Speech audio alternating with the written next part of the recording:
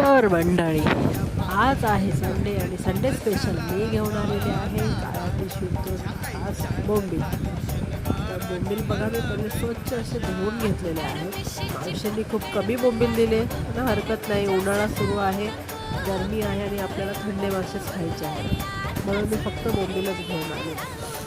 बोंबील मी marinate करण्यासाठी हळद, मीठ आणि तिखा लाल, एव्हरेस्टचा तिखा लाल वापरला आहे आणि माझा घरगुती मसाला.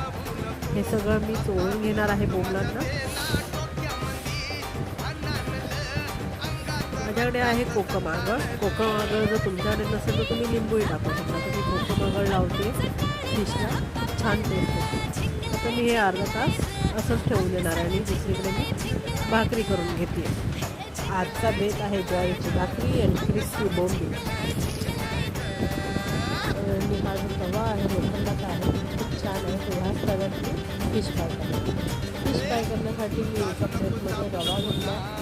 रव्यामध्ये थोडंसं ज्वारीचं पीठ आणि मीठ टाकून एक एक फिश त्याच्यामध्ये घोळून मी फ्राय करणार आहे. सुरुवातीला मी जे फिश फ्राय करते मी माझ्या लहान बाळासाठी करते, बिना चटणीचे, ते तिखट नाही.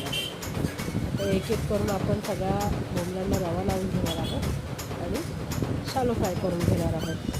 मस्त असे क्रिस्पी बोंबील, आणि पलटायची घाई करायची नाही कधीच. बोंबील एका साईडून क्रिस्पी फ्राय होऊन द्यायचा, संयम ठेवायचा. मस्त अशी क्रिस्पी बोंबील फ्राय झाले. पुन्हा भेटूया. आत्तासाठी